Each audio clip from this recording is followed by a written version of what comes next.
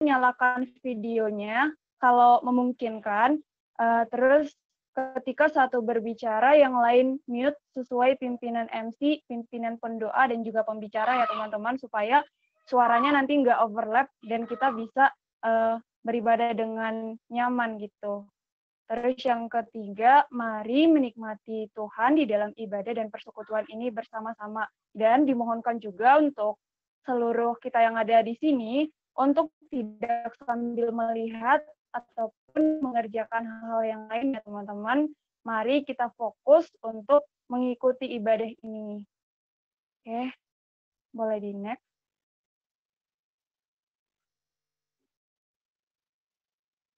Ya, aku serahkan kepada MC.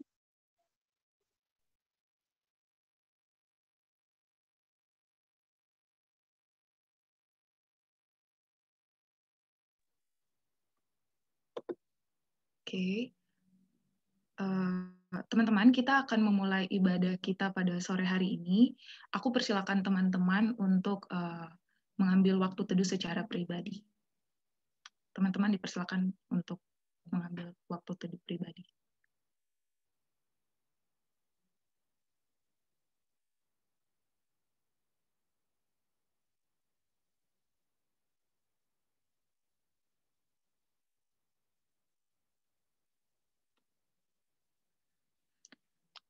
Mari kita berdoa. Allah Bapa kami yang ada di dalam kerajaan surga, kami sungguh mengucap syukur untuk anugerah yang masih Engkau berikan kepada kami hingga hari ini. Bersyukur untuk kesempatan yang Engkau berikan kepada kami di tengah banyak aktivitas yang harus kami kerjakan, namun Engkau memimpin kami sehingga kami boleh mengikuti ibadah pada sore hari ini. Pimpin setiap kami yang hadir pada sore hari ini, mungkin kami lelah, capek, sulit untuk fokus, tapi kami mohon belas kasihan-Mu ya Tuhan, sehingga kami boleh mengikuti ibadah ini seturut dengan apa yang Engkau kehendaki.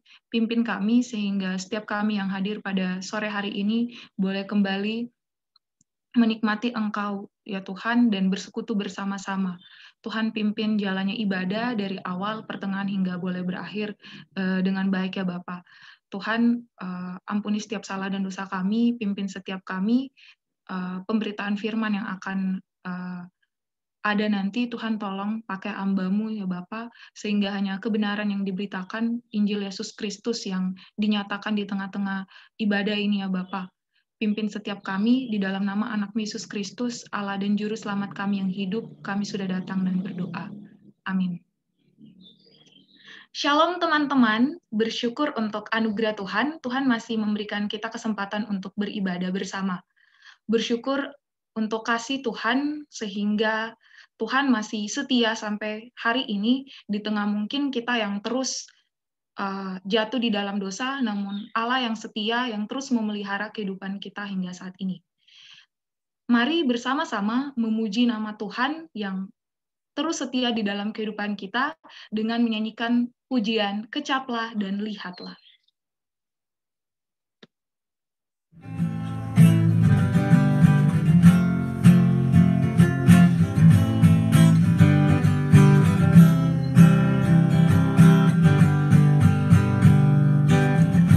Kecaplah dan lihatlah betapa baiknya Tuhan itu.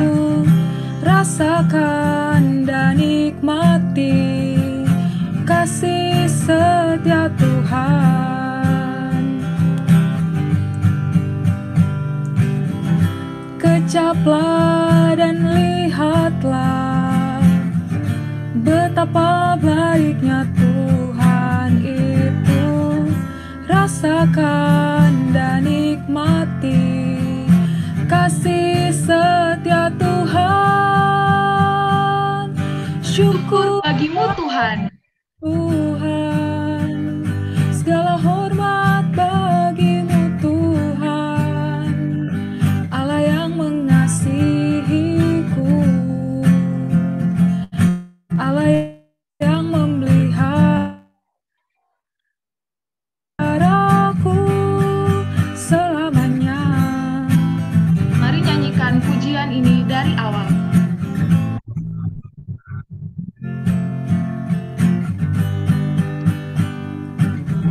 Kecaplah dan lihatlah betapa baiknya Tuhan itu. Rasakan dan nikmati kasih setia Tuhan. Kecaplah dan lihatlah betapa baiknya Tuhan itu. Rasakan dan nikmati kasih setia Tuhan. Tuhan, Syukur bagimu Tuhan, segala hormat bagimu Tuhan, Allah yang mengasihiku, Allah yang memeliharaku selamanya.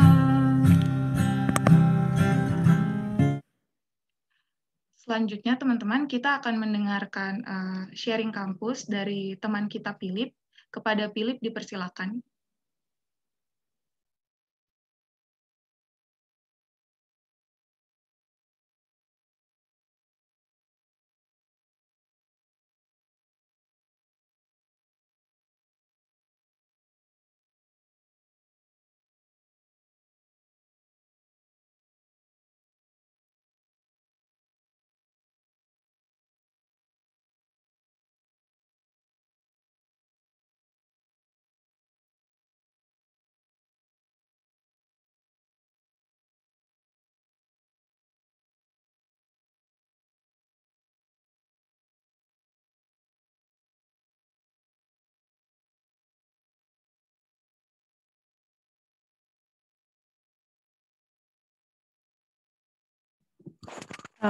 Boleh. Oh, sebentar. Nih Philip udah datang.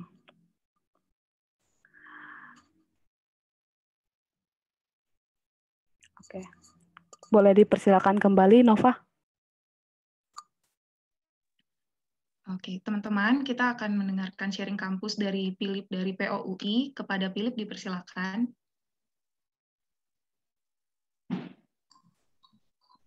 Oke. Sebelumnya, sorry agak telat masuknya soalnya tadi ada masalah di koneksi. Suaraku udah kedengeran jelas kah, teman-teman? Oke. Shalom teman-teman semua. Kenalin, sebelumnya aku Philip. Aku dari dari FTUI angkatan 2017. Dan sekarang mungkin aku dari perwakilan pengurus harian PUI buat mungkin sharing sedikit banyak tentang apa yang kita hadapi sekarang kayak gitu. Jadi saat ini mungkin karena udah masuk ke bulan Desember, mungkin saat ini pengurus PH bersama juga dengan teman-teman yang lain saat ini mungkin fokusnya lagi dalam mempersiapkan Natal di tahun ini. Tapi mungkin kemarin mungkin mulainya agak telat mungkin karena kita agak lama di brainstormingnya. Tapi ya puji Tuhan saat ini mungkin udah mulai berjalan, panitianya udah ada dan kita saat ini juga bentuk Natalnya itu bareng dengan fakultas-fakultas lain yang mungkin udah kita tanyain dan mereka butuh untuk diadakan bareng seperti itu. Jadi bagi teman-teman semua yang mungkin belum tahu, PUI kan ada dibagi dalam beberapa fakultas. Jadi PH di sini ya untuk mengkoordinasikan kurang lebih seperti itu, mengkoordinasikan setiap kegiatan. Nah, salah satunya lewat Natal ini seperti itu. Meskipun ada beberapa fakultas mungkin yang mengadakan sendiri di fakultas masing-masing kayak gitu.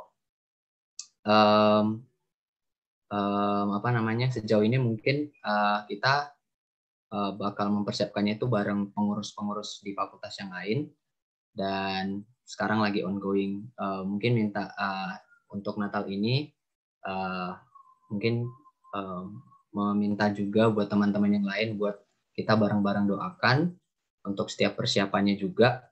Kebetulan juga setiap Natal ini juga salah satu media pengurus untuk melihat siapa-siapa aja kira-kira teman-teman angkatan berikutnya yang akan diregen di kepengurusan selanjutnya kayak gitu. Selain itu mungkin PH juga secara internal juga lagi mempersiapkan lagi memikirkan untuk regenerasi juga. Sebenarnya ini cukup bisa dibilang agak stuck karena mungkin sempat terdistraksi sama kegiatan-kegiatan lain. Jadi sampai saat ini masih cuma sampai di membahas kriteria doang, belum sampai yang ke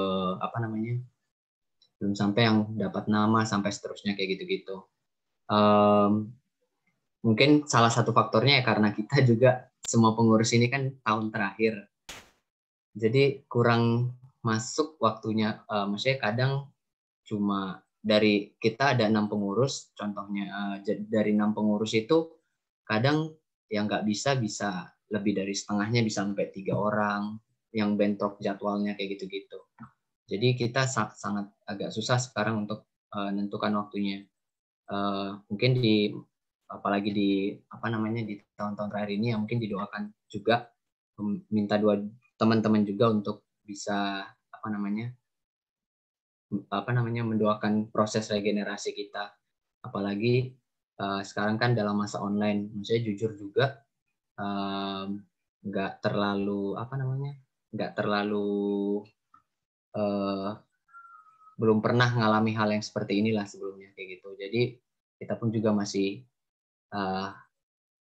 agak ngeraba-raba mungkin kayak gitulah untuk proses regenerasinya. Mungkin dari PH sejauh ini mungkin di bulan akhir-akhir ini sedang fokus di 2 hal itu kayak gitu. Nah, puji Tuhannya mungkin beberapa kegiatan yang udah kita lakukan di semester ini bisa berjalan dengan baik. Itu mungkin satu hal yang bisa kami syukuri dari teman-teman PH, karena dari teman-teman juga di tahun ini kita juga banyak mencoba hal baru, dan ya puji Tuhan kita bisa tetap menikmati setiap kayak banyak kegiatan-kegiatan baru yang kita bikin dan kita dikerjakan juga dengan fakultas-fakultas lain. Itu mungkin yang bisa kurang lebih aku yang bisa sharingkan saat ini. Mungkin minta doa teman-teman juga untuk proses Natal yang tadi udah aku ceritakan, sama juga proses di regenerasinya, khususnya regenerasi PH. Mungkin kurang lebih itu, teman-teman. Baik, teman-teman, kita akan masuk di dalam doa syafaat. Kita akan menaikkan beberapa pokok doa.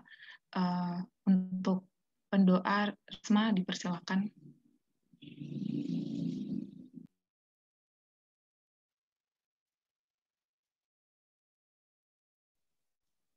Untuk Risma dipersilakan untuk menaikkan pokok doa.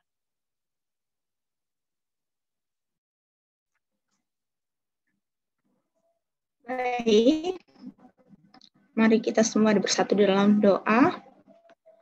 Tuhan, kami mengucap syukur di hari ini kami dapat berkumpul bersama untuk menaikkan doa dan pujian. Di saat ini Tuhan, kami ingin mendoakan untuk pemerintah daerah dan pemerintah pusat kami. Tuhan sertai, pimpinlah mereka dan dalam menyediakan kebutuhan negeri kami dalam bidang kesehatan, pangan, dan apapun itu Tuhan, kami serahkan kepadamu. Dan bantulah mereka untuk menyediakan pemeriksaan apapun yang kami butuhkan Tuhan. Tuhan, kami juga mendoakan kepada mereka yang terkena sakit COVID Tuhan, yang terinfeksi COVID-19, agar dapat dipulihkan kembali, memberi mereka semangat, agar mereka terus semangat dalam menjalani hidup. Begitu juga Tuhan, kendalikanlah penyebaran penyakit ini, agar penyakit ini dapat selesai pada masanya. Tuhan, kami juga mendoakan untuk ekonomi negara, Tuhan. Di saat pandemi ini, ekonomi negara yang saat ini tidak stabil, mulai dari terdengarnya PHK para pekerja-pekerja kecil di sana, Tuhan memberkati mereka. Begitu juga dengan kami yang sedang work from home dan keuangan yang tidak stabil dalam setiap keluarga. Tuhan cukupkan atas semua kebutuhan kami ya Tuhan. Begitu juga bagi setiap orang yang sulit mencari pekerjaan untuk mendapatkan dan melaksanakan setiap pekerjaan mereka di tengah COVID-19 ini. Tuhan memberkati mereka dalam kesehatan dan lindungi mereka. Tuhan juga memberkati kami, memberkati orang-orang yang terkena bencana-bencana alam di sebagian wilayah di Indonesia ini, Tuhan. Tuhan melindungi setiap orang yang terkena bencana ini dan menjaga serta memberikan mereka kekuatan. Tuhan, kami juga mendoakan untuk kejadian terorisme yang terjadi di Kabupaten Sigi.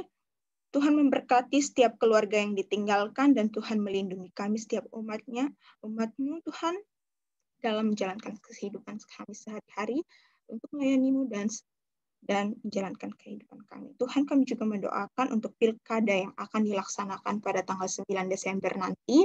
Tuhan memberkati setiap kelancaran pilkada dan Tuhan memberkati agar tidak adanya kecurangan yang terdapat di dalamnya, serta Tuhan menyiapkan pemimpin-pemimpin yang takut akan Tuhan. Kami juga mendoakan untuk sharing fakultas tadi Tuhan, sharing kampus. Tuhan mendoakan setiap proses Natal yang disiapkan pengurus kampus Universitas Indonesia untuk setiap perjuangan mereka yang diadakan agar terjadinya ibadah yang diadakan bersama fakultas lainnya. Tuhan juga memberkati mereka tahun yang akan datang, Tuhan. Kiranya ibadah ini dapat terus berjalan sesuai dengan kehendak-Mu. Demikianlah doa kami, Tuhan. Banyak yang ingin kami sampaikan, banyak yang kami gumulkan, Tuhan. Kiranya Tuhan memberkati semua apa yang kami doakan, dan terpujilah nama Tuhan kekal selama-lamanya. Ini doa kami, Tuhan, di dalam nama Tuhan Yesus kami berdoa. Amin. Selanjutnya, teman-teman, kita akan mendengarkan warta pada sore hari ini. Kepada pewarta dipersilakan.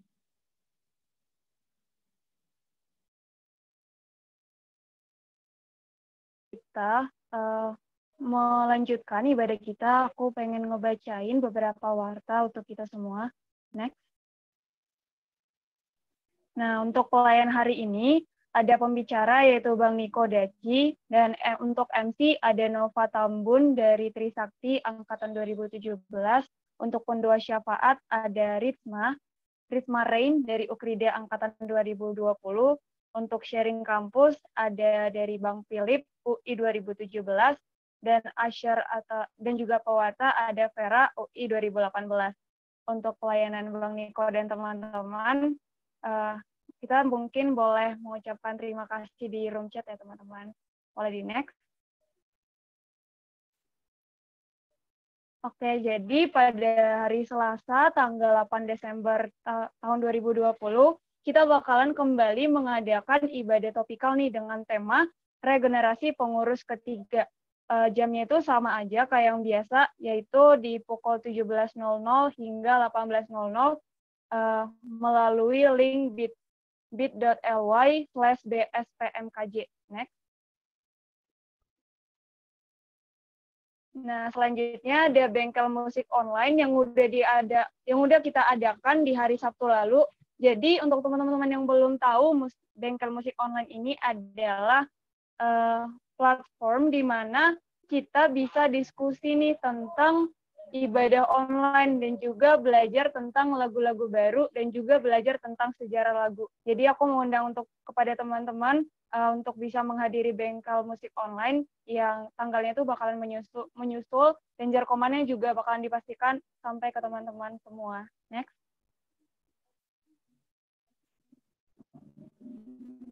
Nah, aku juga mau mengajak teman-teman untuk hadir bersama di ibadah Natal online Perkantas 2020. Itu pada tanggal 5 Desember 2020, dimulai dari pukul 5 hingga pukul 17 WIB melalui akun YouTube Perkantas Jakarta. Next. Oke, mengundang juga untuk teman-teman di sini untuk membuka dan juga mendoakan pokok-pokok doa dari teman-teman kita yang berasal dari PO Untar yang ada di slide ini semua melalui buletin doa Nehemia. Jadi teman-teman juga bisa mengunjungi dan melihat buletin doa Nehemia ini melalui Linktree PMKJ ya teman-teman, link itu ada di bio-nya Instagram PMKJ. Boleh di next. Oke, terima kasih teman-teman. Saya kembalikan ke MC ya. Teman-teman, kita akan masuk di dalam pemberitaan firman Tuhan. Sebelum kita mendengarkan firman Tuhan pada sore hari ini, aku mengajak teman-teman untuk kembali merenungkan begitu banyak dosa yang terus kita kerjakan di tengah Allah yang terus berjanji, terus setia kepada kita, namun kita terus mengingkari Tuhan di dalam setiap keberdosaan kita. Ada begitu banyak hal yang kita kerjakan melukai hati Tuhan. Namun sore hari ini, aku mengajak teman-teman untuk datang kepada Tuhan, merenungkan setiap keberdosaan kita, mohon ampun di hadapan Tuhan, kembali renungkan penderitaan Kristus yang akhirnya membawa kita kembali bisa beribadah sampai hari ini. Mari bersama-sama menyatakan di dalam lagu Murnikanku.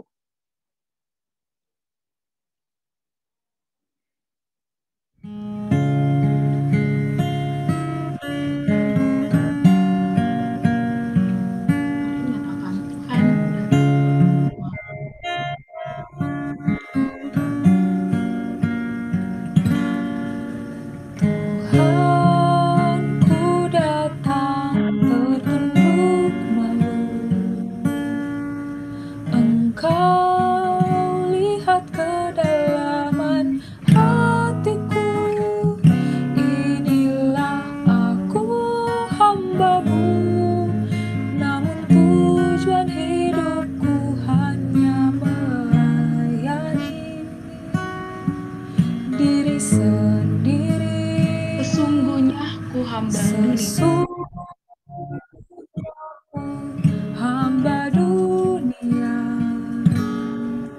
terpikat oleh kesenangan fana akan harta dan kuasa, kebanggaan hati beri belas kasih-Mu, oh Tuhan, murnikanku tekad hatiku agar ku tersadar menderita denganmu, murnikanku arahkan mata hatiku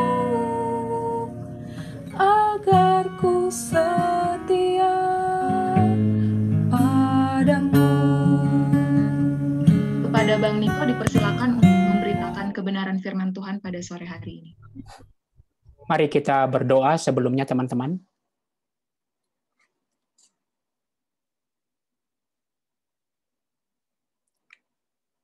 Telah berapa pasal kami belajar dari kitab Yeremia. Dan Tuhan mengajarkan satu hal kepada kami. Bertobat, dan bertumbuh mengasihi Tuhan.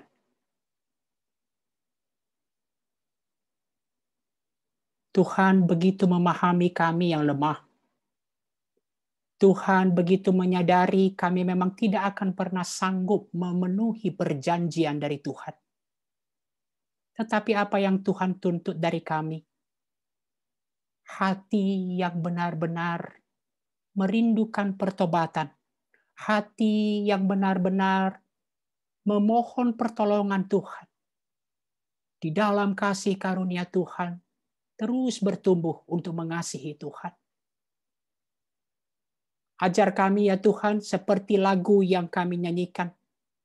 Rasa malu kami akan dosa kami tidak hanya berhenti pada perasaan malu, tetapi kami mau berjuang ya Tuhan untuk mengasihi Tuhan. Kami mau berjuang, isi mata hati kami ya Tuhan. Betapa ajaib kasih Allah. Betapa perjanjian Allah sebenarnya untuk kehidupan kami ya Tuhan. Ajar kami untuk melihat hal itu ya Tuhan. Di tengah-tengah dunia yang terus mendistraksi mata kami. Dan kiranya Tuhan, peringatan keras yang sebentar lagi kami akan renungkan. Itu membawa kami ya Tuhan, bukan takut menjauh daripada Tuhan. Tetapi datang melihat betapa ajaib kasih Tuhan dalam kehidupan kami. Terima kasih ya Tuhan, pimpin pemberitaan firman Tuhan, kiranya Roh Kudus menolong kami untuk merendahkan diri, dibentuk oleh kebenaran firman Tuhan. Dan seperti yang akan kami renungkan nanti ya Tuhan, berikan kami telinga yang mendengar dan hati yang mau taat. Dalam nama Yesus kami berdoa. Amin. Oke, selamat sore teman-teman semua. Saya akan coba share screen.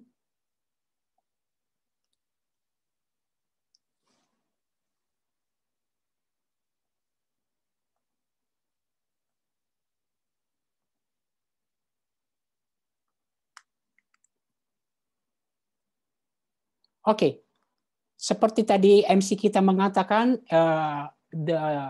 tema kita hari ini The Broken Covenant. Nah, teman-teman, Alkitab kita terdiri dari dua bagian besar. Apa itu? Perjanjian Lama dan Perjanjian Baru. Mengapa perjanjian? Pernahkah kita berpikir mengapa kata perjanjiannya? Ya, teman-teman, perjanjian, covenant, merupakan cara utama Allah berelasi dengan umatnya. Relasi Allah dengan umatnya itu diikat di dalam satu perjanjian. Nah, apa sebenarnya inti dari covenant itu? Teman-teman, perjanjian itu intinya adalah berjanji setia. Ikatan perjanjian itu berbicara tentang kesetiaan.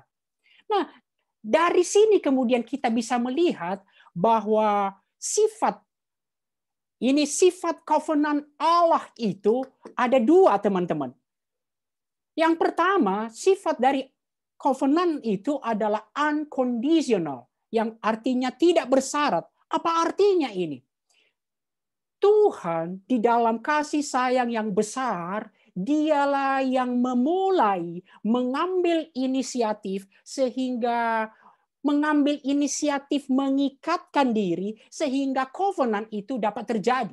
Jadi kalau kita lihat sejak dari awal, Abraham adalah bangsa kafir, kata Yosua 24. Dia memuja berhala. Dan Allah mengambil inisiatif menjumpai Abraham. Di dalam mengikat pengikatan perjanjian itu, teman-teman, kalau nanti teman-teman melihat ini sisi anugerah yang luar biasa. Bagi teman-teman dari Fakultas Hukum tahu bahwa relasi perjanjian itu ada dua jenis. Ada yang sejajar dan ada relasi perjanjian tuan dan hamba. Dan pada waktu itu perjanjian itu diikat dengan potongan daging dan siapa pihak yang berjanji akan melewati potongan daging itu sebagai sumpah kesetiaan yang menyatakan bahwa kalau saya tidak setia, saya akan mati seperti binatang yang dipotong ini. Dan dalam perjanjian yang tidak sejajar, siapa seharusnya yang bersumpah yang melewati potongan daging?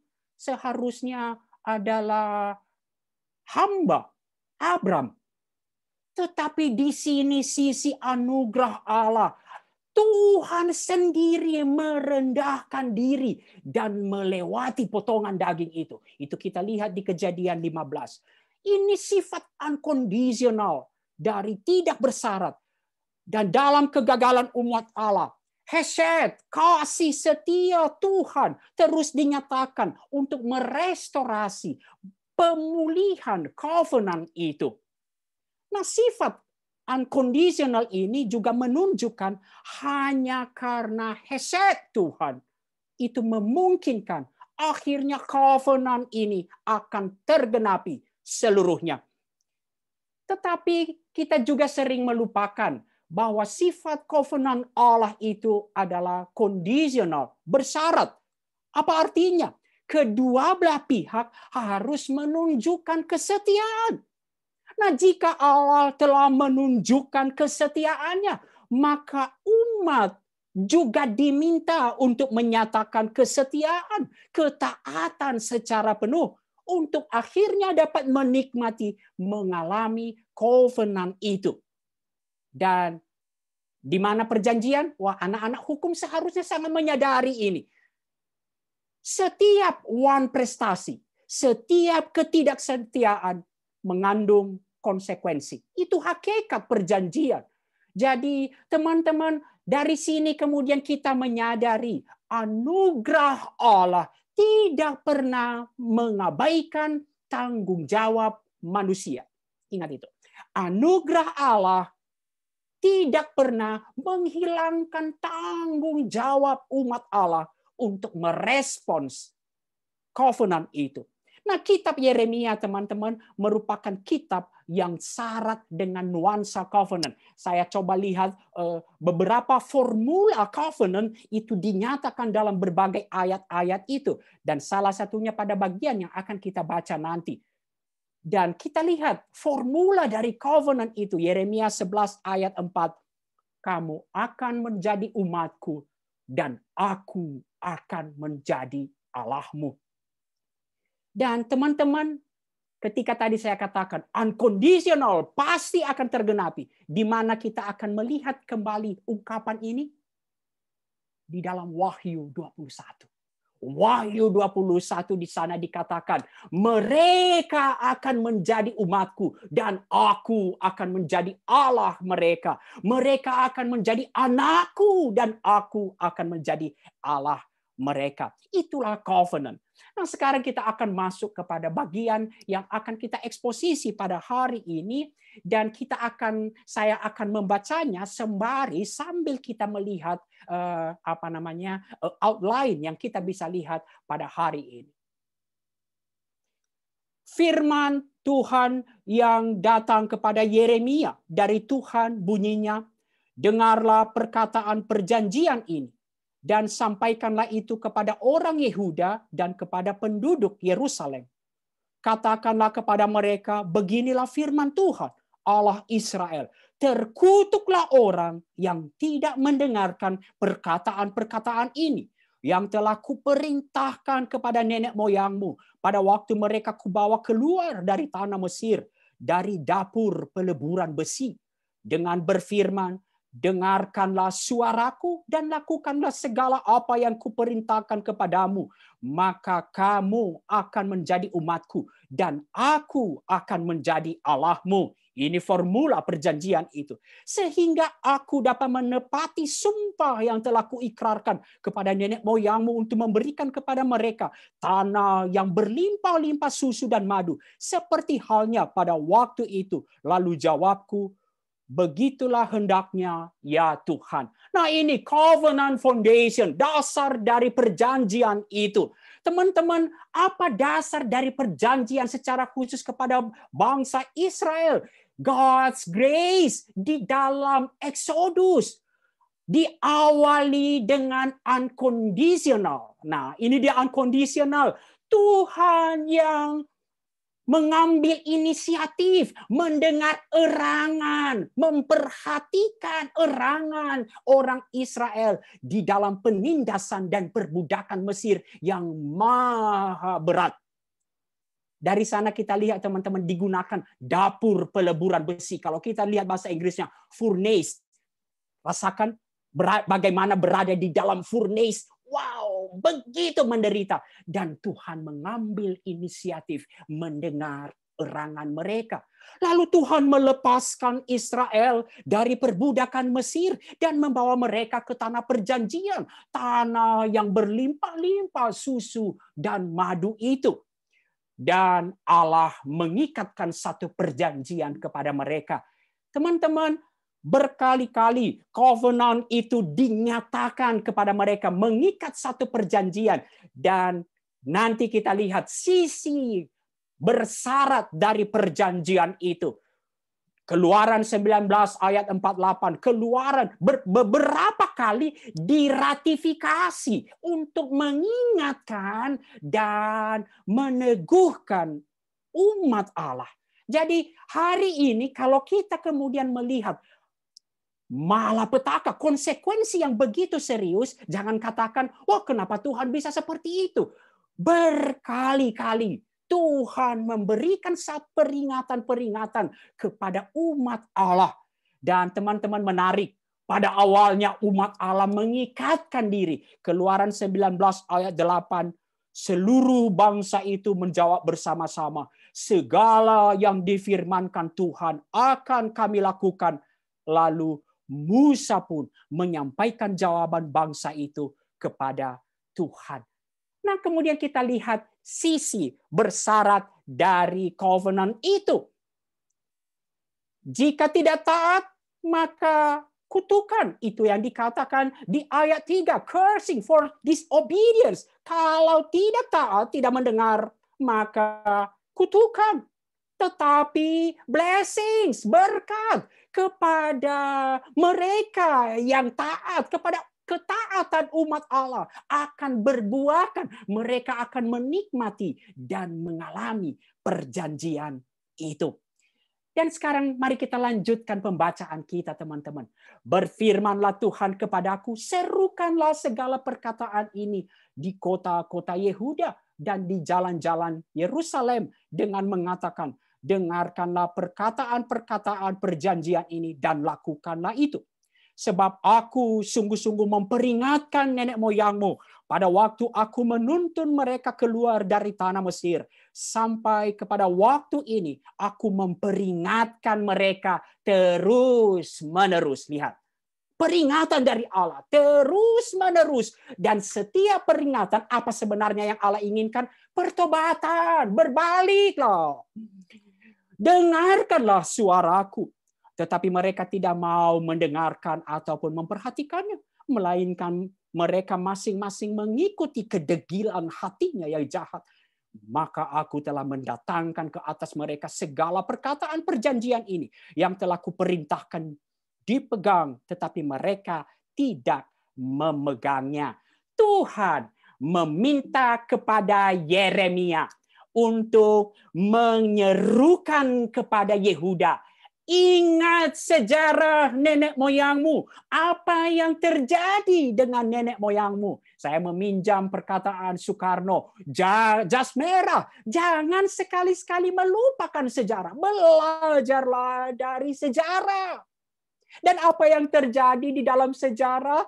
Teman-teman, apa yang terjadi dalam sejarah dikatakan kemudian Tuhan terus-menerus memperingatkan nenek moyang Israel, tetapi nenek moyang Israel gagal. Mereka melakukan kesalahan, tidak mendengarkan suara Tuhan. Dan kepada bangsa Yehuda di zaman Yeremia, Tuhan memperingatkan. Apa yang terjadi kepada nenek moyangmu? Tuhan, ingat, Tuhan telah mendatangkan penghukuman kepada nenek moyangmu. Sebagai konsekuensi dari perjanjian. Namun kasih setia Tuhan terus berlanjut. Peringatan-peringatan ini ketika Tuhan meminta Yeremia untuk menyerukan kembali. Itu pernyataan kasih sayang Tuhan. Kasih setia Tuhan. Tuhan merindukan pemulihan umat Allah. Tuhan merindukan mereka, Yehuda di zaman Yeremia, belajar dari kesalahan nenek moyang mereka. Tetapi apa yang terjadi? Mari kita lihat, kita lanjutkan ayat 9 sampai ayat 13. Berfirmanlah Tuhan kepadaku, telah terdapat persepakatan jahat di antara orang-orang Yehuda dan penduduk Yerusalem. Mereka sudah jatuh kembali kepada kesalahan nenek moyang mereka yang dahulu telah menolak mendengarkan firman-Ku. Mereka mengikuti Allah lain dan beribadah kepadanya. Kaum Israel dan kaum Yehuda telah mengingkari perjanjianku yang telah kuikat dengan nenek moyang mereka. Sebab itu beginilah firman Tuhan. Sesungguhnya aku mendatangkan ke atas mereka malapetaka yang tidak dapat mereka hindari. Dan apabila mereka berseru-seru kepadaku, maka aku tidak akan mendengarkan mereka. Dan biarpun kota-kota Yehuda dan penduduk Yerusalem pergi berseru-seru kepada para Allah yang mereka sembah dengan korban bakaran, tetapi Allah itu sama sekali tidak dapat menolong mereka pada waktu mereka ditimpa malapetaka. Sebab seperti banyaknya kotamu, demikian banyaknya para allahmu, hai Yehuda. Dan seperti banyaknya jalan di Yerusalem, demikian banyaknya mezbah yang kamu dirikan untuk membakar korban kepada para Baal. Apa yang terjadi? Wow, sama saja pelanggaran, pengingkaran covenant terjadi pada masa kini di zaman Yeremia. Yehuda mengulangi kesalahan yang sama yang dilakukan oleh nenek moyang itu ayat 10. Mereka kembali jatuh menolak mendengarkan firman Allah. Tidak hanya menolak mendengarkan firman Allah, mereka beribadah kepada Allah lain. Dan ketika nanti saya pilih kata mendua hati, saya nggak bisa pilih diksinya, teman-teman. Kenapa kayak ayat 13? Tidak hanya mendua hati, membanyak hati. Dikatakan seperti banyak kotamu, demikian banyaknya para allahmu. Seperti banyak jalan di Yerusalem, demikian mezbah yang kamu berikan untuk para Baal, para dewa-dewa yang kamu sembah. Dan mereka, kesimpulannya, mereka mengingkari perjanjian dengan Tuhan. Dan apa akibatnya? Apa konsekuensinya dari setiap ketidaktaatan? Malapetaka. Ayat 14. Adapun engkau, janganlah engkau berdoa untuk bangsa ini. Dan janganlah naikkan permohonan dan doa untuk mereka. Sebab aku tidak akan mendengarkan pada waktu mereka berseru kepadaku. Karena malapetaka mereka. Apakah lagi urusan kekasihku di dalam rumahku? Bukankah ia sudah melaksanakan rancangan-rancangan yang jahat? Dapatkan nazar-nazar dan daging-dagingnya suci melewatkan malapetaka daripadamu, sehingga kemudian engkau dapat beria-ria. Pohon zaitun yang rimbun elok dipandang mata. Pernah Tuhan menamai engkau, tetapi dengan bunyi keributan yang hebat, ia menyalakan api pada daun-daunnya, sehingga ranting-rantingnya terbakar. Tuhan semesta alam yang telah membuat engkau tumbuh, telah menentukan malapetaka atasmu karena kejahatan yang telah dilakukan oleh kaum Israel dan kaum Yehuda untuk menimbulkan sakit hatiku dengan membakar korban kepada Baal. Teman-teman, malapetaka dan the end, the broken covenant. Tuhan akan mendatangkan malapetaka kepada Yehuda. Dan mereka tidak dapat hindari. Without jalan keluar. Tidak ada jalan keluar. Awalnya, pada akhirnya mereka akan disadarkan bahwa apa yang mereka andalkan selama ini, yaitu Allah-Allah lain, juga tidak akan memberikan, tidak akan dapat menolong mereka. Tidak ada respon terhadap Allah-Allah, ilah-ilah palsu itu. Dan yang lebih mengerikan, teman-teman, tidak ada respon dari Allah yang esa itu. Tidak ada. Tuhan tidak akan mendengarkan seruan mereka lagi. Teman-teman, penderitaan itu satu hal. Ketika malapetaka datang, itu satu hal. Begitu mengerikan. Tetapi apa sesungguhnya yang paling mengerikan? Ketika Allah membiarkan, ketika Allah meninggalkan, ketika Allah sang sumber hidup tidak lagi merespon, tidak lagi mendengarkan seruan mereka, dan inilah sesungguhnya malapetaka terbesar. Teman-teman, sebelum saya lupa, saya nanti boleh aplikasi-aplikasi di bagian akhir.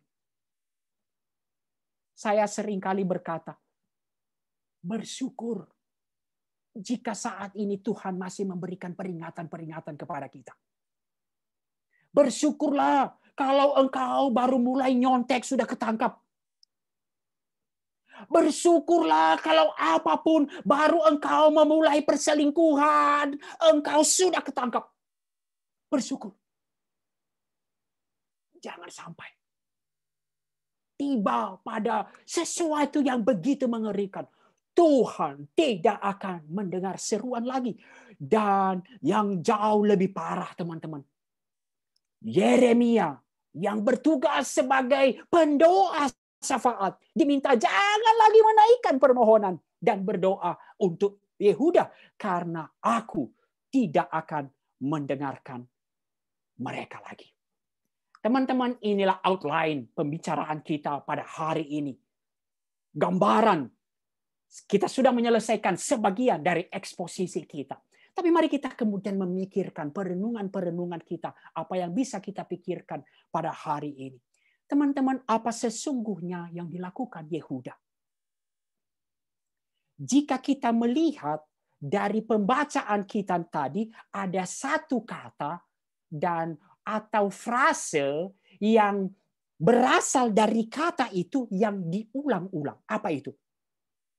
Sama, sema, dan sebaliknya ada lo sama, tidak mendengarkan. Teman-teman, apa sebenarnya masalahnya? The problem, permasalahan mendengarkan. Dan ini yang kita akan lihat. Covenant itu diawali dengan Allah mendengar mereka. Keluaran 2 ayat 24. Allah mendengar erangan mereka. Dan kubawa keluar dari tanah Mesir, dari dapur, dari furnace yang begitu mengerikan itu. Dan kemudian covenant itu, ayat 2, ayat 4, ayat 6, ayat 7. Dengarlah, dengarkanlah, sema. Apa itu dengar? Dengarkanlah itu, teman-teman, menyangkut. Kalau nanti kita lihat di dalam bahasa Yunaninya, mengandung unsur ketaatan. Dengar mengandung unsur ketaatan. Tetapi apa yang ditunjukkan oleh Israel, oleh Yehuda, ayat 3, ayat 8, ayat 10, mulai dari zaman nenek moyang. Kendati peringatan terus-menerus untuk dengarlah, sema, sema, hai Israel. Tetapi mereka tidak mendengar. Dan apa konsekuensinya? Judgment-nya, lihat judgment-nya. Lihat penghakiman dan malapetaka yang dikatakan. Masalah mendengar. Tuhan tidak akan mendengarkan mereka lagi. The problem of hearing. Namun teman-temanku, mengapa Tuhan begitu marah? Mari kita lihat. Mengapa sih Tuhan begitu marah? Kalau kita lihat, ini lebih dari sekedar persoalan mendengar.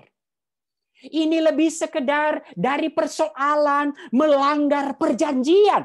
Ada satu hal yang lebih serius.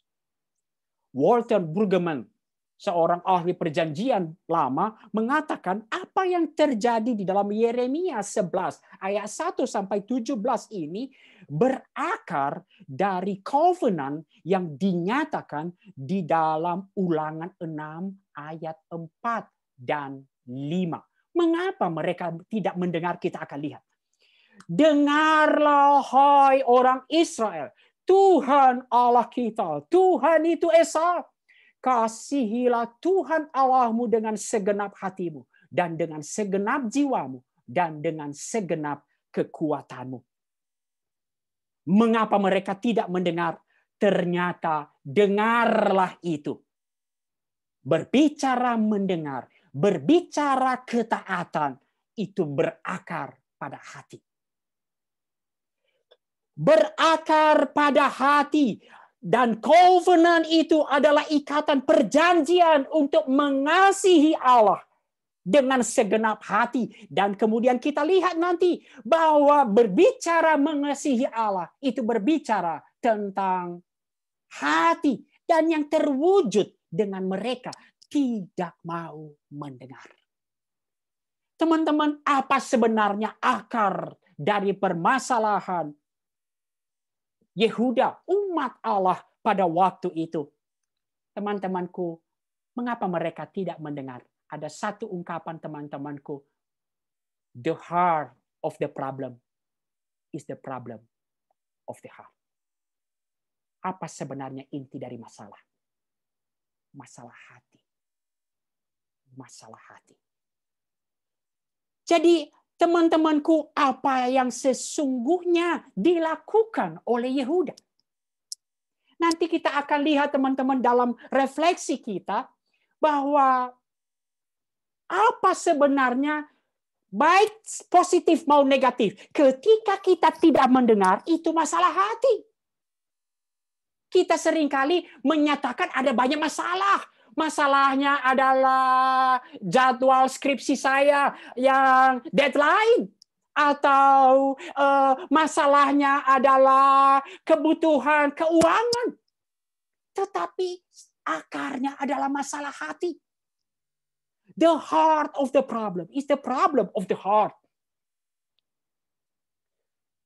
Apa yang sesungguhnya dilakukan oleh Yehuda?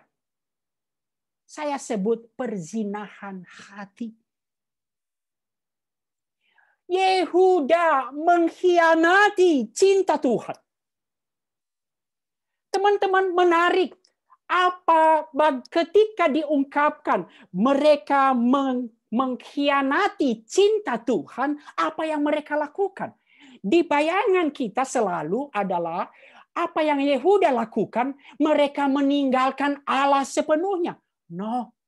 Kalau kita lihat tadi di ayat 16 dikatakan ayat 15, apalagi urusan kekasihku di dalam rumahku. Mereka tetap berada di bait Allah. Mereka berada di rumah Allah. Lalu apa kemudian? Dapatkah nazar-nazar dan daging yang suci melewatkan malapetaka itu? Apa artinya? Mereka juga mempersembahkan korban kepada Allah. Mereka membawa, mereka juga beribadah kepada Allah, Yahweh. Yehuda memang tidak meninggalkan Tuhan.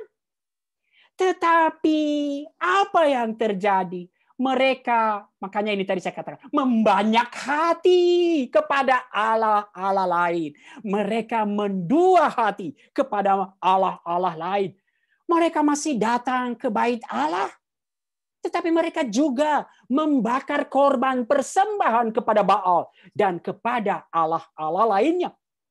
Dan ini yang sangat menyedihkan. Seperti Tuhan katakan, sekalian kalau kamu meninggalkan, pergi. Ini yang menimbulkan sakit hati Tuhan.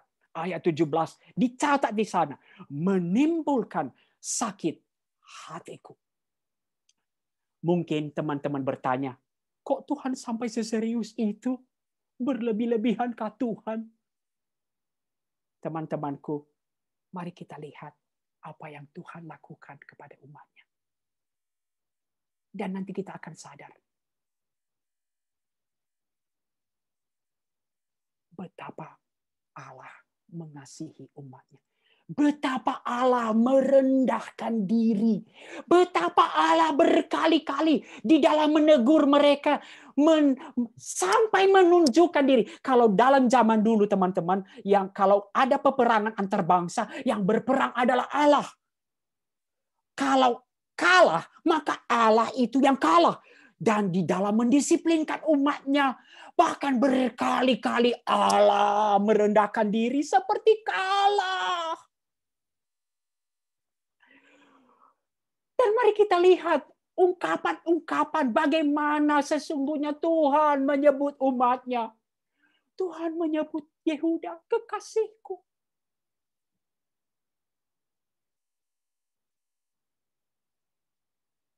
Ayat 16, pohon zaitun yang rimbun, elok dipandang mata. Tuhan menamai engkau. Ingat Yesaya 43 teman-teman.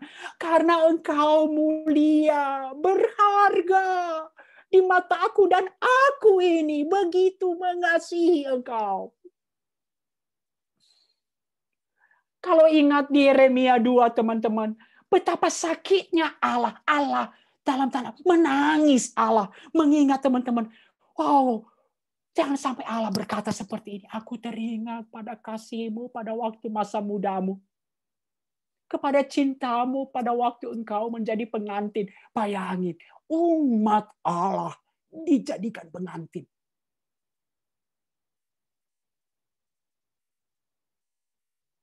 Teman-temanku, bisa dibayangkan betapa ini menyakiti hati Allah. Betapa ketika umat Allah mendua hati. Ini begitu menyakiti hati Allah. Teman-teman, mungkin tanpa kita sadari, waktu kita bicara Yeremia 8, seringkali bicara orang yang jatuh seharusnya bangun dong. Apa artinya? Ada banyak hal-hal rasional yang kita berlakukan untuk diri kita, tetapi kita tidak perlakukan itu kepada Allah. Saya mau tanya, bagi teman-temanku, teman-teman kan belum married semua di sini ya? Atau udah ada yang menikah? Teman-temanku yang udah pacaran, yang udah sangat serius, atau jangankan yang udah serius, yang sedang bergumul. Teman-teman, adakah dari kita yang mau diselingkuhi, dikhianati oleh seseorang yang kita kasihi? Ada nggak? Bagaimana jika seseorang yang begitu kita sayangi mendua hati?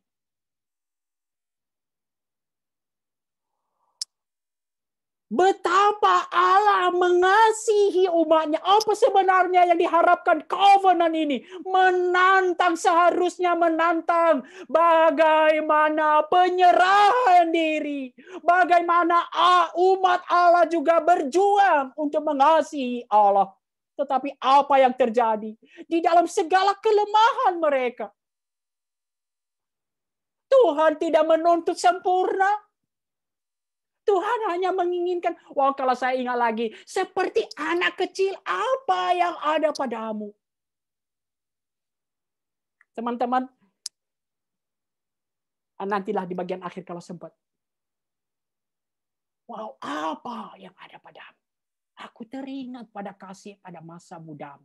Apakah udah sempurna pada waktu itu? Tidak. Tetapi betapa Allah mengasihi, ini seharusnya menantang umat Allah dalam penyerahan diri, mengasihi Allah. Tetapi apa yang dilakukan umat Allah? Mendua hati. Sekalipun mereka masih melakukan, Yesaya mengatakan mereka masih melakukan ibadah, mereka melakukan banyak hal. Tetapi hati mereka menjauh. Teman-teman, ini yang kemudian kita akan lihat betapa seriusnya.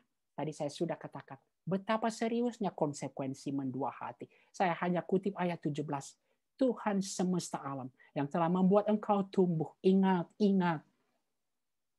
telah menentukan malapetaka atasmu karena kejahatan yang telah dilakukan oleh kaum Israel dan kaum Yehuda untuk menimbulkan sakit hatiku dengan membakar korban kepada Baal. Bahkan kalau kita baca nanti ratapan yang sejajar dengan Yeremia ini teman-teman, ketika Allah menjatuhkan hukuman kepada umat yang dikasihinya, Allah pun menangis.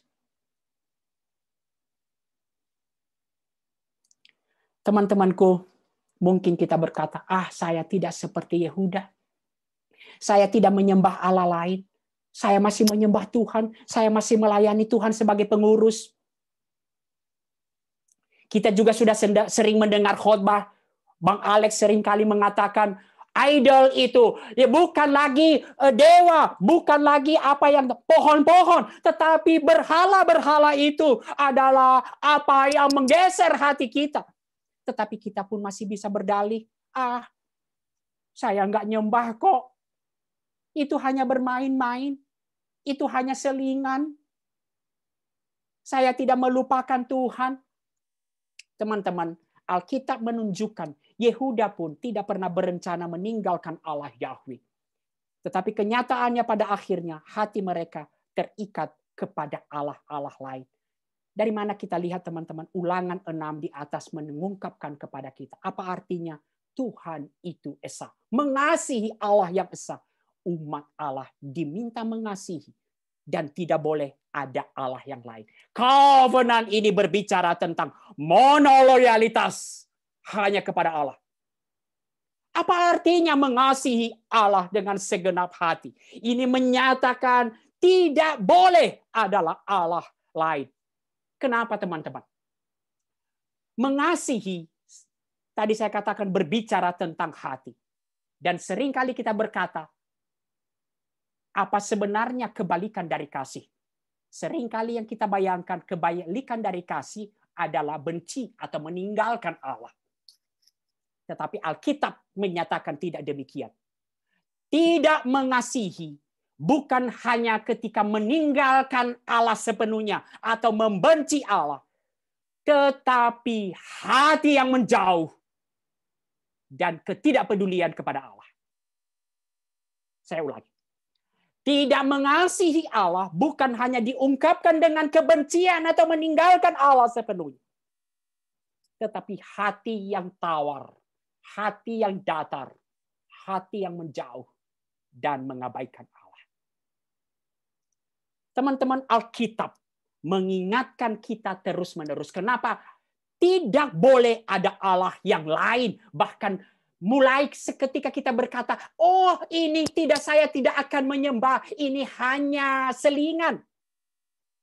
Begitu banyak peringatan di dalam Alkitab tentang materi, kekuasaan, kesenangan. Begitu berpotensi menjauhkan hati kita dari Allah. Dan akhirnya mengabaikan Allah. Dan itu sama saja dengan tidak mengasihi Allah. Itu yang terjadi dengan Salomo. Kenapa dikatakan jangan banyak kuda, nggak boleh banyak istri, nggak boleh banyak harta, nggak boleh banyak perak. Itu yang berpotensi. Bahkan termasuk hal-hal yang baik. A.W. Tozer, teman-teman di dalam ini ketika dia merenungkan Yohanes 6 yang roti itu, roti hidup. Dia tuliskan material things yang hakikatnya adalah pemberian Allah kepada kita untuk kebahagiaan manusia. Hari ini dapat merupakan a potential source of ruin of the soul. Berpotensi menghancurkan jiwa. Berpotensi menghancurkan hati kita untuk menjauhkan hati kita kepada Allah. Dan itu yang terjadi dengan Yehuda. Teman-temanku, apa akhir dari kitab Yeremia? Saya dengarkan hari ini, akhir dari tahun ini. Tapi jangan pernah absen dari Bible Study PMKJ.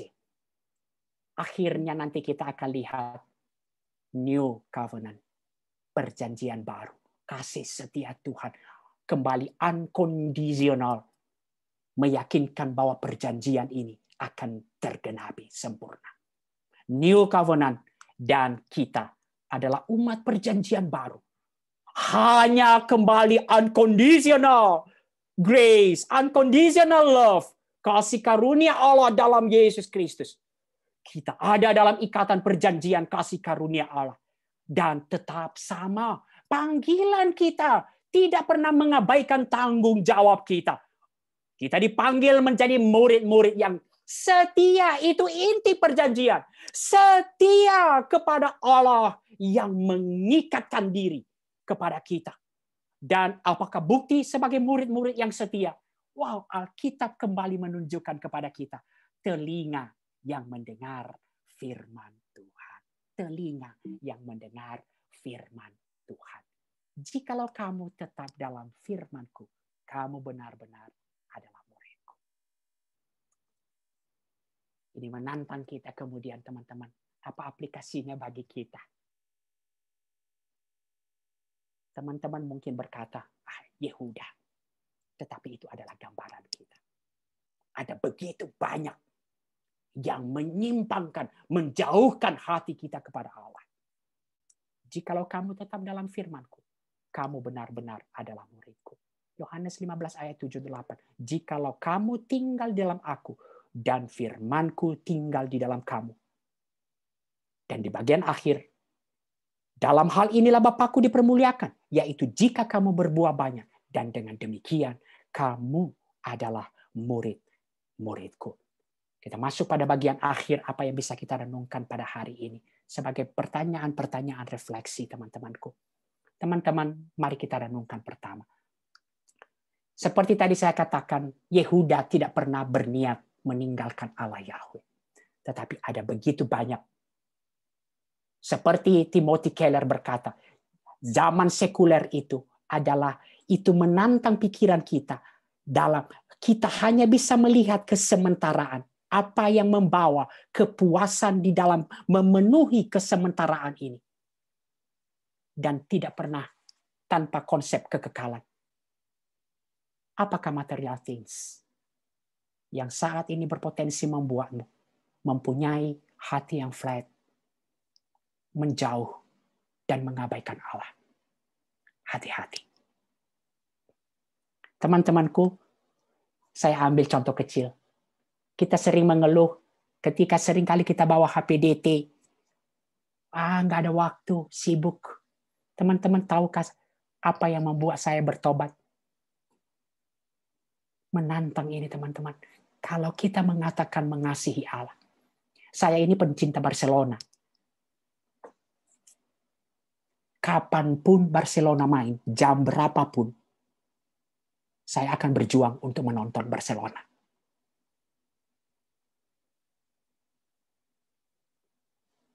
Bicara HPDT, bagaimana? Lalu kemudian bertanya, engkau lebih cinta Barcelona atau Tuhan?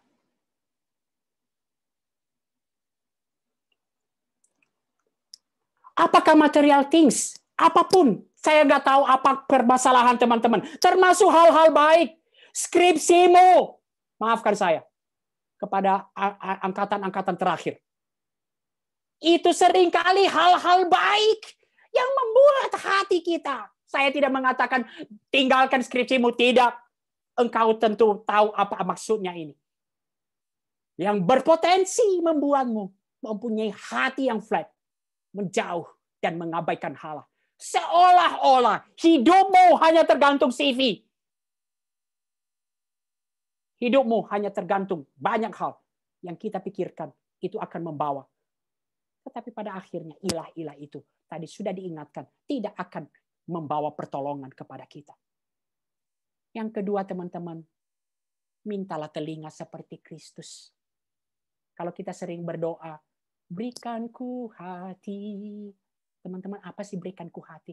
Minta telinga seperti Kristus. Yaitu telinga seorang murid yang setiap pagi terus dipertajam untuk mendengar suara Tuhan. Maka saya tantang teman-temanku. Teman-temanku, mari kita juga bertumbuh di dalam doa-doa kita. Mari kita bertumbuh di dalam kita bicara firman Tuhan.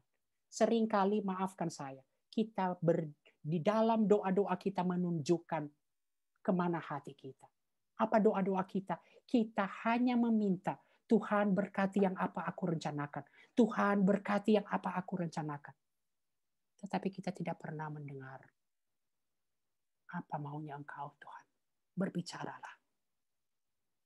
Pertajam pendengaranku. Berbicara kepada firman Tuhan, kita berbicara apa berkat kepada saya. Untuk apa kita mencari peneguhan apa yang sudah kita tentukan. Kita tidak pernah secara jujur. Tuhan, aku mau mendengarkan. Berbicaralah.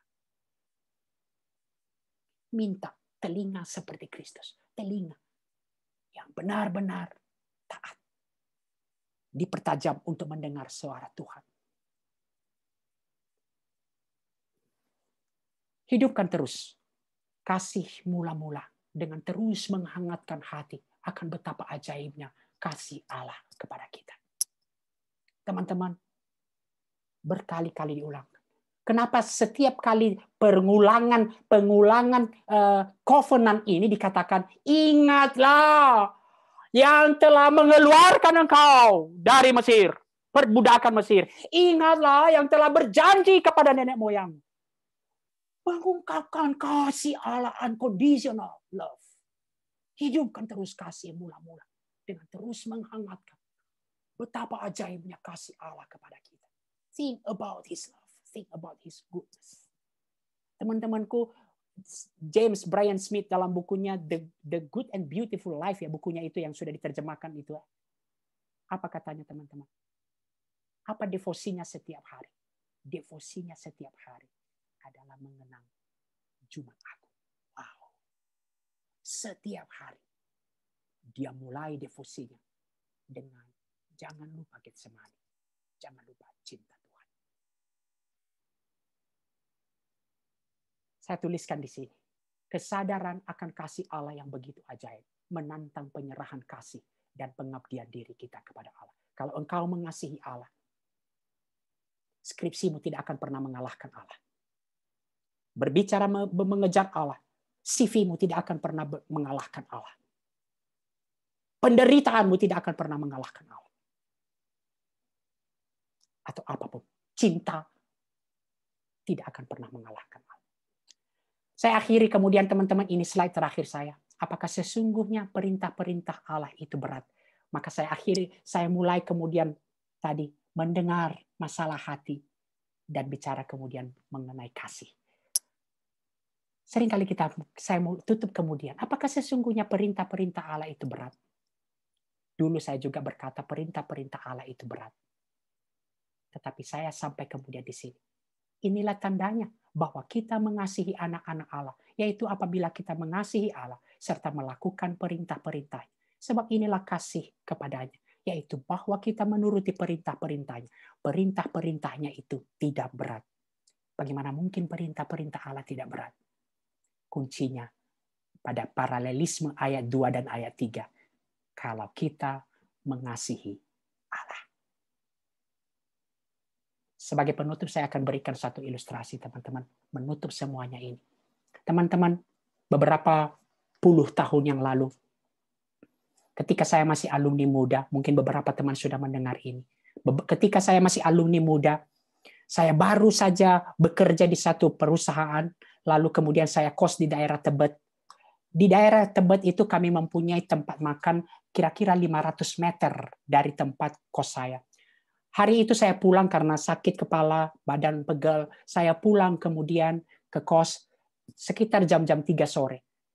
Dan ketika sampai di kos, ada seorang teman saya yang mungkin kurang enak badan ngomong ke saya, Niko tolong dong beliin makanan di warung Padang 500 meter, yang warung Padang langganan kita. Lalu saya jawab ke dia, saya juga capek, saya baru pulang, nanti aja kalau malam saya ini. Masih di dalam kecapean yang sama teman-temanku. Masih di dalam keletihan yang sama. Waktu itu belum ada handphone, pager saya berbunyi. Bergetar. Masuk pesan, Bang, tolong jemput saya di Nisita Cipanas. Tahu kan ya tempat retret di Nisita Cipanas yang masuk ke dalam itu lagi. Herannya teman-teman. Teman-teman kita bandingkan, mana lebih berat? 500 meter dari kos saya atau Nisita Cipanas. Dan kita tentu sepakat berkali-kali, puluhan kali, ratusan kali, ribuan kali lebih berat pergi ke Nisita Cipanas daripada 500 meter dekat kos saya.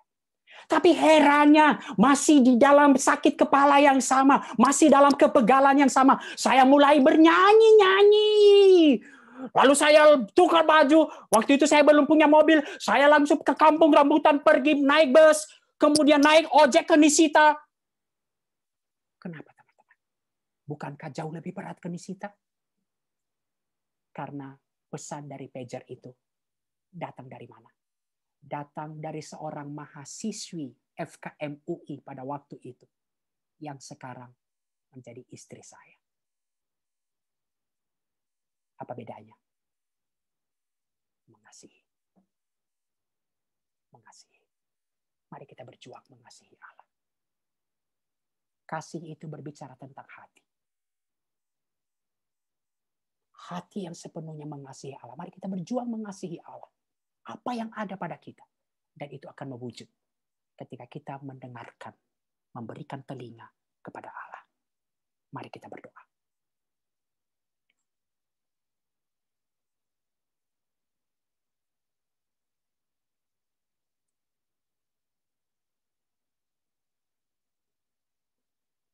Ajar kami ya Tuhan, untuk berjuang mengasihi Tuhan.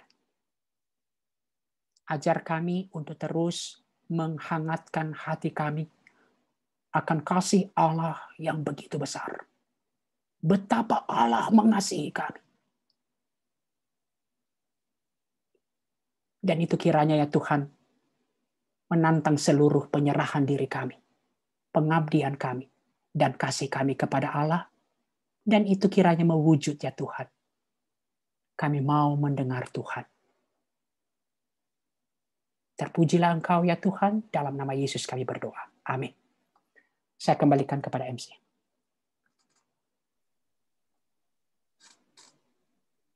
Terima kasih Bang Niko atas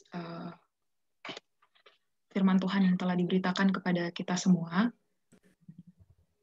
Teman-teman, mari kita meresponi akan kebenaran firman Tuhan dengan menyatakan biarlah hidup kita sesuai dengan Injil Kristus.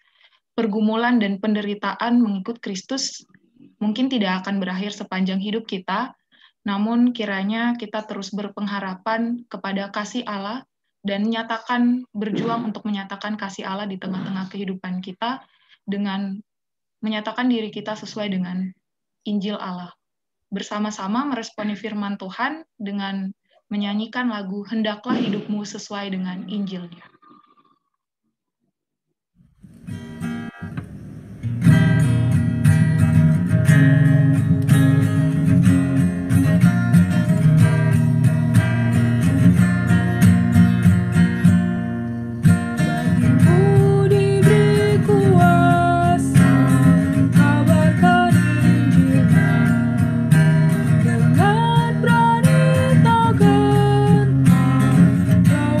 Suki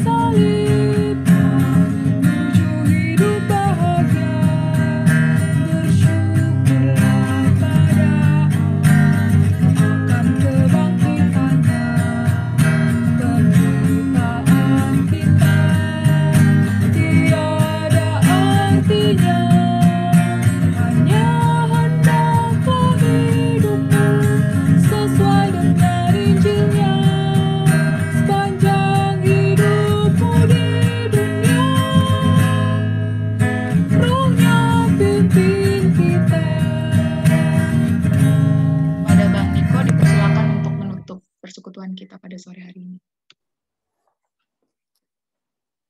Mari kita berdoa.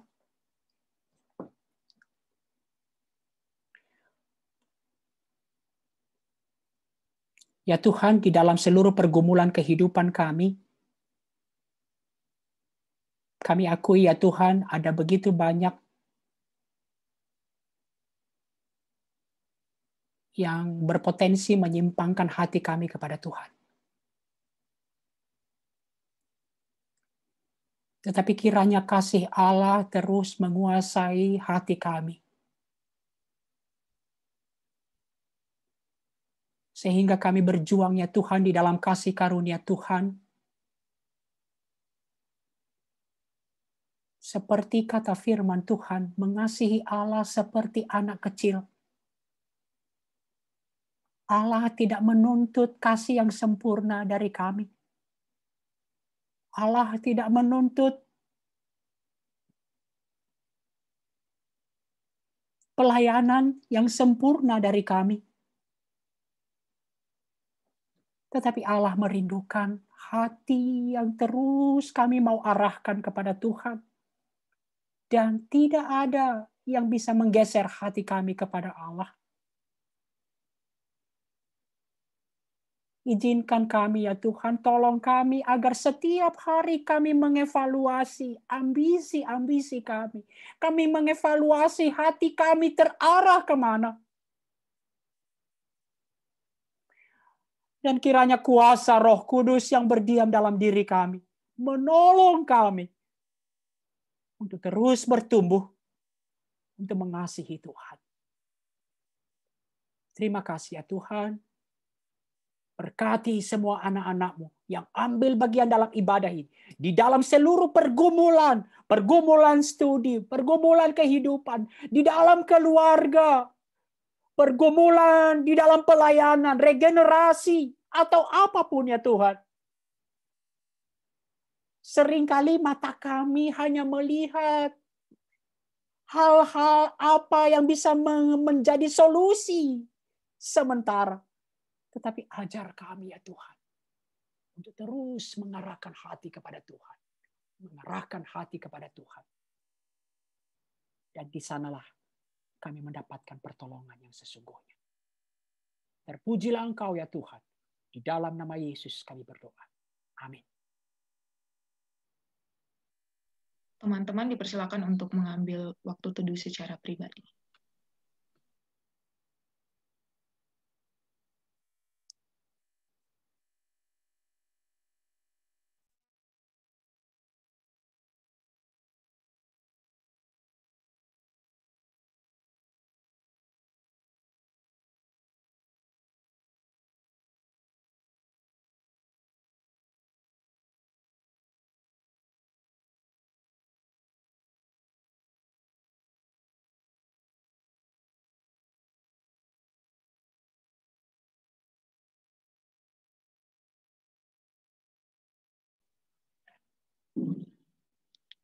Oke.